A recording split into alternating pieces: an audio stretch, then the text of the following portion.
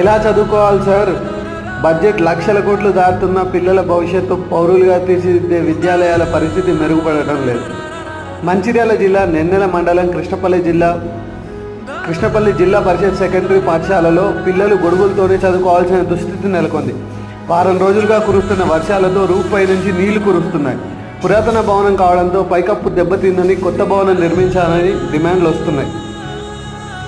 First thing, మీరు ఈ విద్యాలయాల్ని ప్రక్షాళన చేయాలి. ఏదైతే స్కూల్స్ ఉన్నాయో గవర్నమెంట్ స్కూల్స్ వాటన్నిటిని రెనోవేట్ చేయాలి. తర్వాత వాటికి మౌలిక సదుపాయాలు కల్పించాలి. ఆ లోకల్ అథారిటీస్ ఏవైతే ఉన్నాయో వాళ్ళందరూ ఎంతో కొంత చదువుకొని ఉంటారు. వాళ్ళతో వచ్చి మీకు తెలిసిన నాలెడ్జ్ని పిల్లలకు షేర్ చేయండి అని చెప్పాలి. ఎట్లా అంటే ఒక పల్లెటూరులో ఉన్న స్కూల్ని ప్రతి ఇంటి వ్యక్తి దర్శించే విధంగా ఉండేటట్టు దాన్ని ప్లాన్ చేయాలి. అట్లయితేనే ఆ స్కూల్స్ డెవలప్ అవుతాయి. అన్టిల్ అన్లెస్ కావు.